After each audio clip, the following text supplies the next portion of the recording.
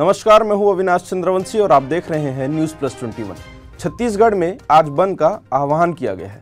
आपको पता ही होगा कि राजस्थान के उदयपुर में हुए इस निर्मम हत्या को लेकर पूरे देश भर में अलग अलग संगठनों, अलग अलग हिंदू परिषदों और अलग अलग हिंदू संगठनों के द्वारा, चाहे वो बजरंग दल हो या कोई अन्य हिंदू संगठन हो, सभी के द्वारा लगातार विरोध प्रदर्शन जारी है। और उसी प्रदर्शन के दौरान आज छत्तीसगढ़ में बंद का आह्वान किया गया है। इसे देखते हुए पूरे प्रदेश में सुरक्षा व्यवस्था के पुख्ता इंतजाम किए गए हैं। राजधानी रायपुर में 400 से भी ज्यादा पुलिस अधिकारी कर्मचारी चप्पे चप्पे पर तैनात हैं। आप तस्वीर में देख पा रहे होंगे कि किस प्रकार से हिंदू संगठन के जो लोग हैं वो निजी कार्यालयों को, दुकानों को बंद करा रहे हैं। जो इस बंद का आह्वान किए थे उसका जो पालन नहीं कर रहे हैं उनको जाकर सभी जो हिंदू संगठन के लोग हैं एकत्रित होकर पूरे राजधानी रायपुर भर में वो अलग अलग जगहों पर दुकानों को बंद करा रहे हैं। ये आप तस्वीर जो देख रहे हैं वो सीधे राजधानी रायपुर की देख रहे हैं, जहां पर अलग अलग क्षेत्रों में बंद का आह्वान जो है, संदेश जो है वो फैला रहे हैं और सभी दुकानों को बंद करा रहे हैं। हर थाना क्षेत्र में पेट्रोलिंग बढ़ा दी गई है। दरअसल राजस्थान के उदयपुर में कन्हैया लाल की हत्या के विरोध में शनिवार को छत्तीसगढ़ बंद का आह्वान किया गया था। कन्हैया लाल ने भारतीय जनता पार्टी की प्रवक्ता रह चुकी नुपुर शर्मा के समर्थन में सोशल मीडिया पर पोस्ट किया था। नुपुर शर्मा ने न्यूज़ चैनल की डिबेट में इस्लाम पर टिप्पणी की थी। इसका समर्थन करने की वजह से कन्हैया लाल की हत्या कर दी गई। अब आप सोच सकते हैं हमारे देश में ये क्या हो रहा है। कोई व्यक्ति अपने विचारों को किसी सोशल प्लेटफॉर्म पर यदि रखता है तो उसकी हत्या कर दी जाती है। क्या यही लोकतंत्र है? क्या यही मानवता है? क्या व्यक्ति अपने विचारों को किसी सोशल प्लेटफॉर्म पर नहीं रख सकता?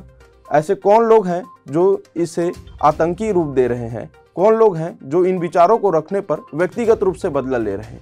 इसी के विरोध में देश भर में अलग अलग क्षेत्रों में प्रदर्शन हो रहा है। हत्या में शामिल आरोपियों का पाकिस्तान के आतंकी संगठनों से भी कनेक्शन सामने आ रहा है। अब आने वाले समय में देखने वाली बात यह रहेगी कि रियाज और गौस को किस प्रकार से सजा मिलती है, इनके कनेक्शन कहां से निकलते हैं, किनका इनको समर्थन है, किस पार्टी से ये जुड़े हुए हैं, ये भी देखने वाली बात रहेगी। क्या ये विपक्ष दल का कोई पहले से कोई प्लानिंग है या फिर कोई सजी सुझाई जो घटना जो होती है उस पर कोई पहले से कोई कनेक्शन है? क्या कोई आतंकी संगठन है जो इस पर निगरानी कर रही थी और इस घटना को अंजाम दिया? अब आने वाले समय में ये पता चलेगा कि किस प्रकार से जांच होता है, क्या फैसला आता है, किस प्रकार से कड़ी सजा जो मिलती है और वही कन्हैया लाल को सरकार की तरफ से क्या मदद मिलती है। भारतीय जनता पार्टी के हम समस्त कार्यकर्ता उदयपुर में जो कन्हैया लाल जी की बर्बरतापूर्वक हत्या हुई है और हत्या होने के बाद भी जो अपराधी हैं वो लगातार किसी न किसी माध्यम से धमकी दे रहे हैं कि भारत देश में ऐसी वारदात लगातार हम सब करेंगे। आज इसके विरोध में हम सब ने छत्तीसगढ़ बंद का आह्वान किया है और सर्व समाज को इसके साथ जोड़कर आज पूरा छत्तीसगढ़ बंद किया जा रहा है।